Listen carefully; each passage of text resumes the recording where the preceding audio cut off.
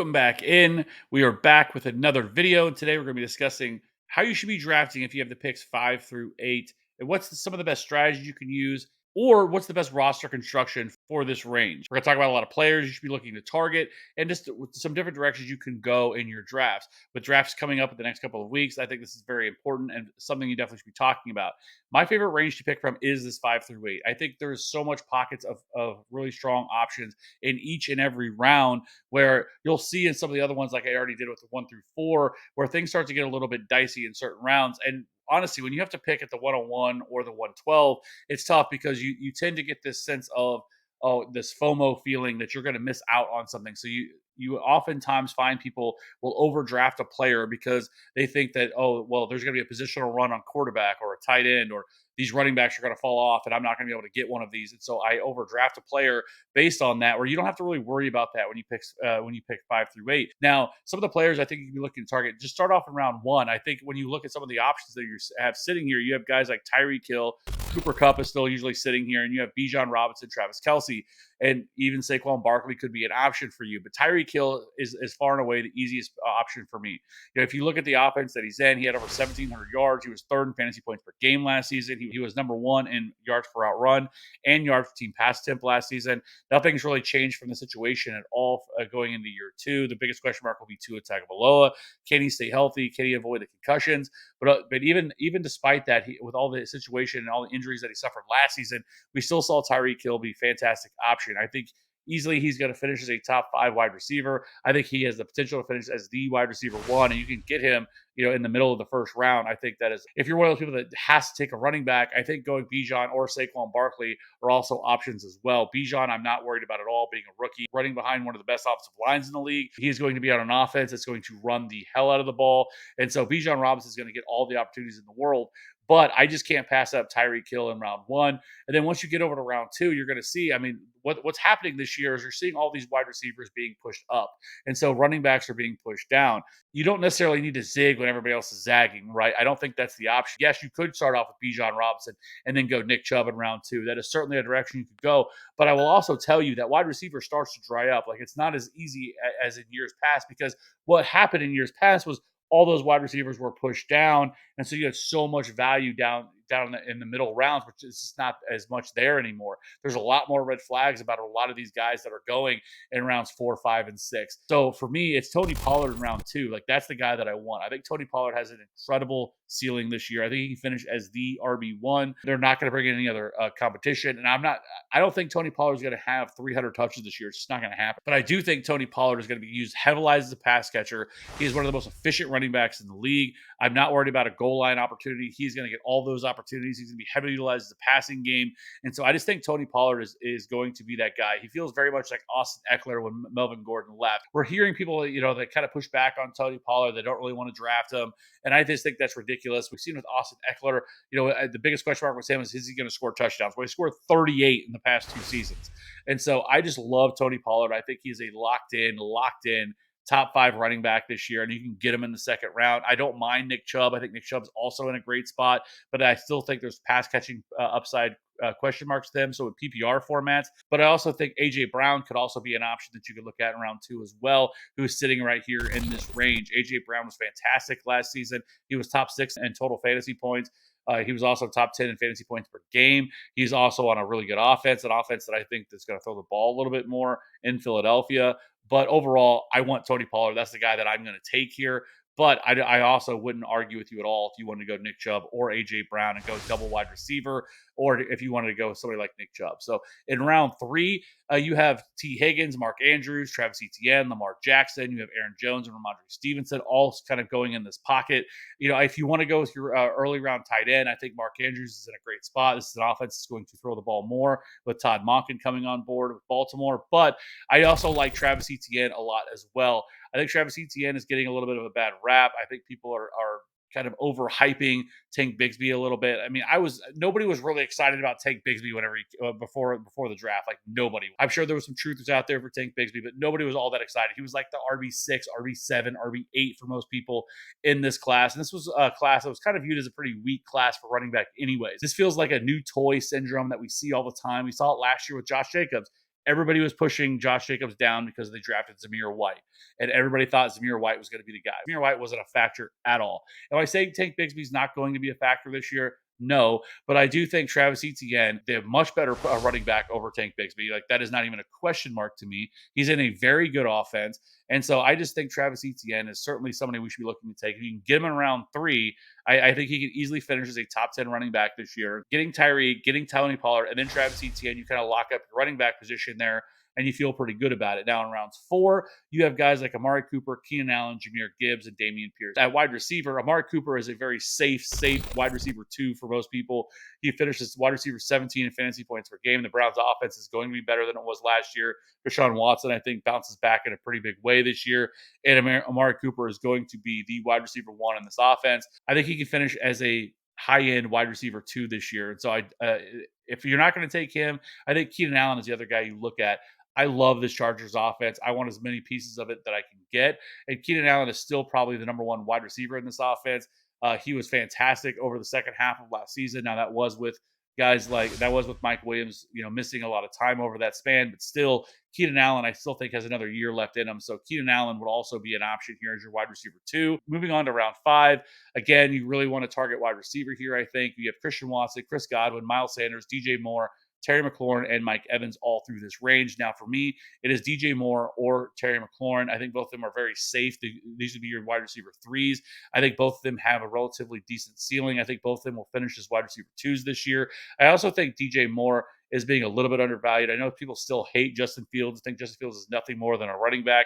I think we can get out of here with that. Ohio State, he was a very prolific passer. It was very close between him and Trevor Lawrence head coming out. Now, he had no weapons whatsoever. Now you bring in DJ Moore, improved offensive line. I just think there's a lot to like here with DJ Moore. He has put up multiple 1,000-yard seasons with much, much worse quarterback play. So DJ Moore, I think, is a very safe option, especially in round 5. I think he also can finish as a high-end wide receiver 2. Terry McLaurin, very much the same setup, very much the same situation for Terry McLaurin. Has always kind of had bad quarterback play, but has produced year over year over year with that. And so I do like Terry McLaurin as well as an option here in round 5. And round 6, I think you could look to go back to running back here, or if you wanted to go like a Mike Williams, I think he is available in this range as well. Also, somebody that has dealt with a lot of injuries, kind of hard to trust, but when he's been healthy, especially with the last couple of seasons, he has certainly been very, very productive. I think this offense, again, is going to be very, very pass heavy. They're going to be top 3 in pass attempts this year. There's going to be a lot of volume to go around, even though they brought in Quentin Johnson in the draft. But Mike Williams, I think, is always a safe option if you want to go quarterback. Trevor Lawrence is sitting here in this range. I still think you could probably, once I get to this point, I don't think there's a huge difference between Trevor Lawrence in round 6 and then the guy we're going to be talking about a little bit later that I would want to target. So it comes down to running back. Kenneth Walker, we're going to have to monitor this groin situation, this injury that he suffered. We're going to wait and see. I know he started to run straight line and stuff like that, but there's a big difference between doing that and doing everything else. And Pete Carroll's history with running backs and especially injuries and being really coy about where they stand is something that worries me. But Kenneth Walker, if he gets back to being healthy and he's back at practice and ready to go, I think Kenneth Walker could be a steal in round 6. Then Isaiah Pacheco, I know there's concerns with him about overall usage, but I still think he's probably going to handle 60% of the opportunities. I think he can be more involved in the passing game. I'm not worried about him not really doing much contact stuff yet. I think that's just by design. They're not really needing to utilize him right now. And he already obviously knows this offense. We started to see him utilized more as a pass catcher in the playoffs last season. And so while other people might tell you should go draft Jerick McKinnon, I want no part of Jerick McKinnon, to be honest with you, unless it's like a late round just flyer. But I don't think you're ever going to be able to trust Jerick McKinnon on a week-to-week basis forever starting him. He's not going to replicate the 7 touchdowns that he scored over like 7 or 8 games last year. It's just not going to happen. I think Isaiah Pacheco takes a bigger role in this offense.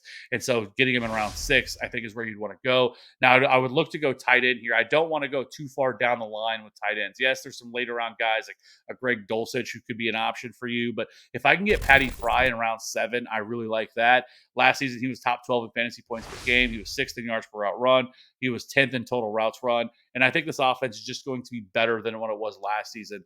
I think with Kenny Pickett in year 2, I really want to try to get a little bit more of an early round tight end. Now, if you don't want to go with Mark Andrews or a TJ Hawkinson in rounds 3 or 4, I think Patty Fry, certainly has top 5 upside. Round 8, I really want Brandon Cooks. I love Brandon Cooks this year. I think he's being undervalued. He should be going higher than what he's going.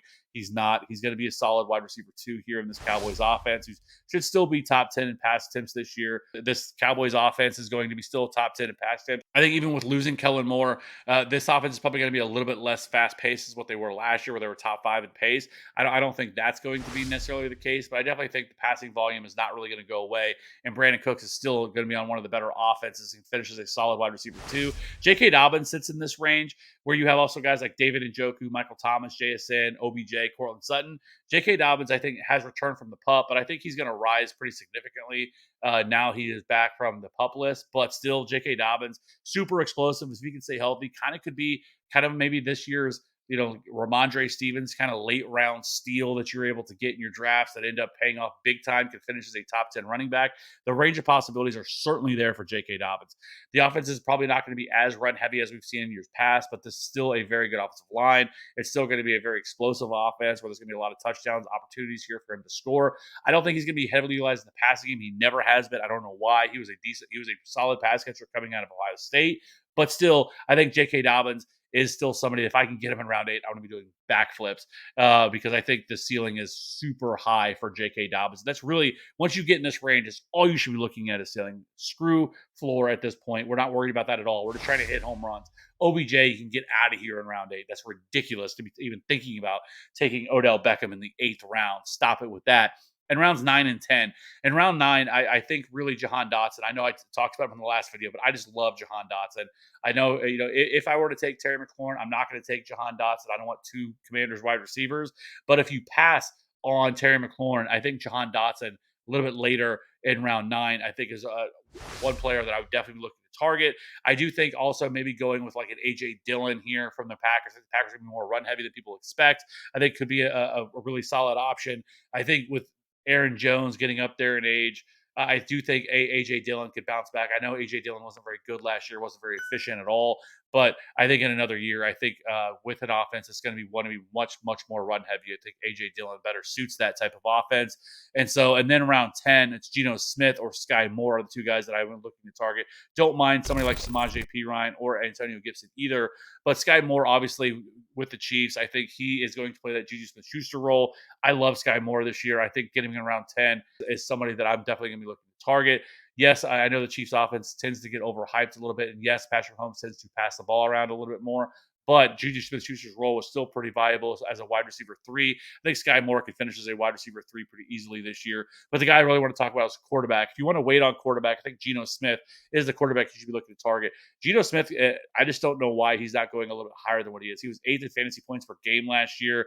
You get a little bit rushing upside with him, 366 rushing yards. He is not somebody that's going to give you, this massive ceiling in terms of rushing yards, but like an Alex Smith type, where he can get you in 3 or 4 extra points in a week that can kind of boost you a little bit. But 4,200 passing yards, 30 passing touchdowns. This offense is going to be really good. The pass catchers obviously are fantastic with DK Metcalf, Tyler Lockett, and JSN. And I just don't think anything is going to change. I know a lot of people, I think the other foot's going to drop here with Geno. We saw some indications from him the year prior when Russell Wilson was still there and he got hurt and Geno Smith came in that maybe this could be the guy he is. I don't think this is a fluke from him last year. So I do like targeting Geno Smith, in the later rounds. If you want to wait on a quarterback, I think Geno Smith can give you probably anywhere from 18 to 20 fantasy points on a given week. So I really like Geno Smith. Their schedule to start out the season is fantastic as well. And not to mention that they're going to get 2 games against the horrific Rams defense and the horrific Cardinals defense as well. So the schedule is going to line up really well for the Seahawks as well this year. So he should be going higher than he is. Exploit the value that you're going to be able to get here. If you don't want to take a quarterback in that top 4 or 5 rounds of your draft, you want to wait a little bit longer. Geno Smith's the guy you're going to want. And then some of the later round guys, kind of like I mentioned on the last video, nothing's really changed here, but a lot of the same guys. I want guys that have standalone value like a Devon Achane or Kenneth Gainwell, or Roshan Johnson. I think all could be that. If Josh Jacobs ends up sitting out, Zamir White obviously would be a fantastic option earlier in the season because Jerome Ford is the other kind of sneaky option. It could be the pass catching running back, could fill that Kareem Hunt role in Cleveland once he gets back to being healthy. Wide receivers, it's guys like Quentin Johnston, Zay Flowers, Elijah Moore, Darnell Mooney, Tank Dell, Jaden Reed. All these guys are guys I'm looking for, in terms of later round wide receiver options. Josh Downs, Alec Pierce, Marvin Mims are all the guys I want. Avoid the Adam Thielens and the Odell Beckhams. We don't mess with those guys in these rounds. We're looking to hit home runs. You're not going to hit on every one of them, but if you hit on a couple, it's going to really set you apart from the rest of your draft. Don't waste your picks on these guys that are these old aging vets like Ezekiel Elliott and all these other dudes. Like, I don't want no part of those guys. Draft the guys with high ceilings. Who cares about the floor?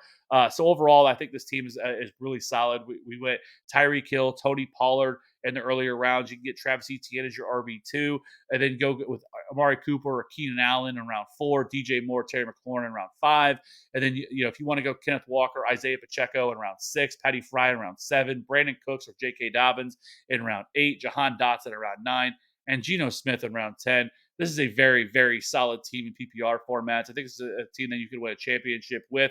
Obviously, we're going to backfill that with some of our depth pieces as well. So overall, let me know in the comment section below. What are your thoughts about this team? What are your thoughts about picking from this range? And who are the guys you're going to look at target? Are you going to be more of a early round running back guy, or were you going to wait on wide receiver? Let me know in the comments section below. We'll see you on the next one.